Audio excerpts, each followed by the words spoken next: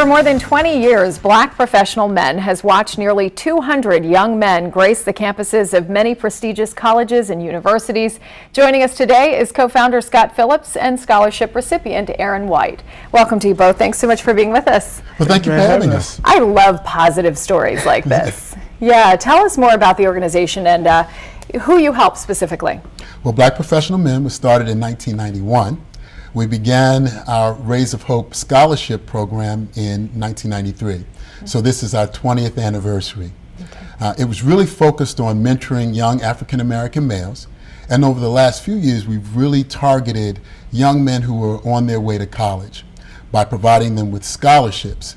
Our program is much more than scholarships, though. We really focus on taking young men who have promise and making sure they're prepared to be successful when they reach the collegiate level, but also to be ready to give back when they come back. Okay. Now, how are you going about recruiting talent? And we should add that it's just in Baltimore. Yes, it is. So Black Professional Men, or BPM, is a Baltimore-based organization. And we have a scholarship program where young men apply.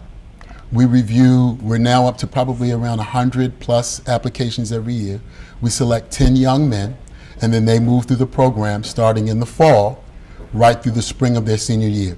Okay. So do you help them along the way in the process, or is it just, initially? Yeah. We take, we help them in a number of different ways. They end up participating in a number of sessions. And those sessions we address things like what to expect in their first year of college, how to select a roommate, the importance of networking, the importance of looking your best and being your best in everything that you do, and leveraging the skills and the talents that they've developed in high school so that they will be successful in college.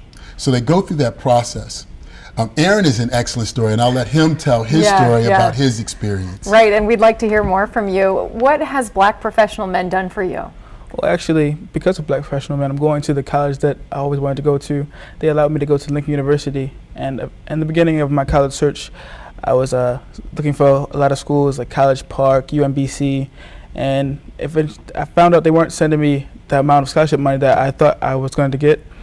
And I joined Black Professional Men, and Mr. Rod Carter, he told me about Lincoln University, actually, and I applied. I went up for a visit, and because of that, I got full tuition and fees to Lincoln University. I'm just so thankful that they did this for me. And you're going to be majoring in psychology. Yes. This is a big deal, especially considering you're the first in your family to go to college? Yes, the first of my siblings, yes. Wow, that's really exciting. You're the older brother of three, and so I would imagine they really look up to you. Well, I try to be as role model as much as I can. I mean, I don't know, I can't lead them down the path they're going to go to, but I just try my best to set an example for them.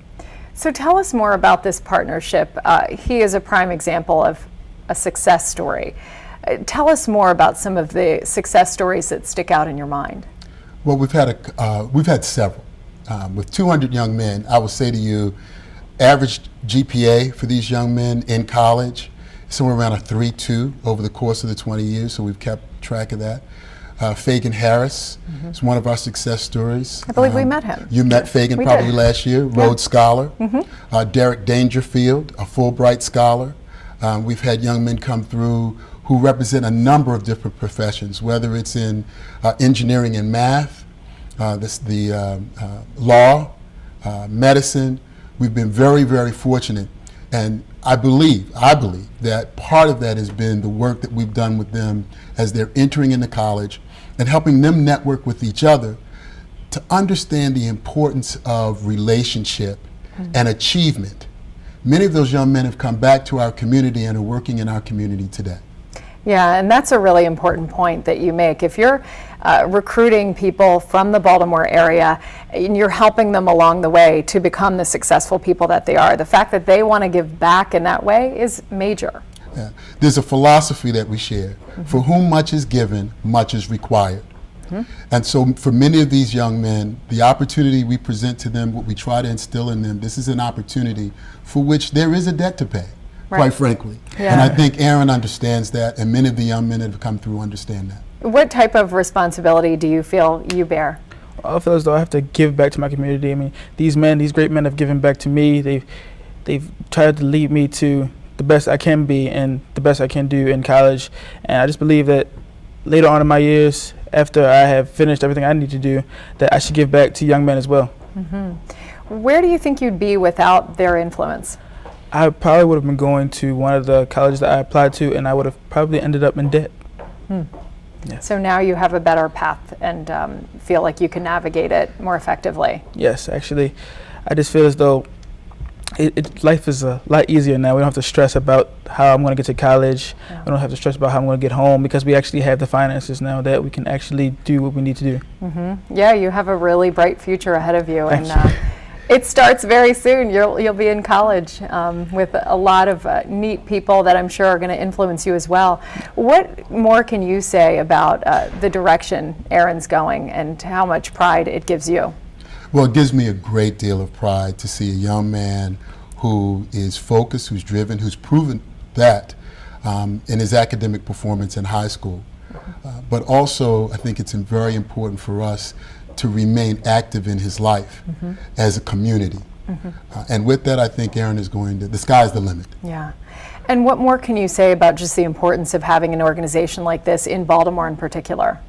Well, I think the statistics which suggest that we're having a challenge, particularly with African American men going off to pursue higher education.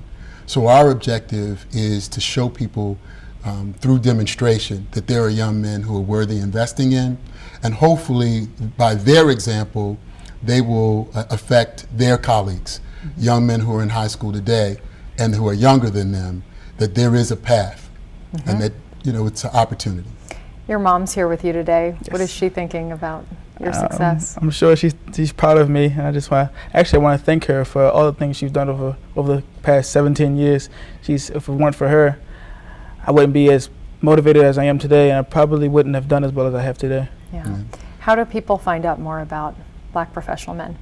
Well, you can go to www.bpminc.org, or you can join us on June the 15th for our annual breakfast. Well, Aaron and 9 other young men will be recognized, and they will receive their scholarships, and we'll take them through a rite of passage. That'll be at the Sheraton on June the 15th. Wonderful. Thank you so much to you both for joining us, and you're quite an inspiration. Good luck to you. Thank you very much. Yeah, my pleasure. Stay with us. Michael Higginbotham will tell us about his new book, Ghosts of Jim Crow. Don't go away. You're watching 11 TV Hill.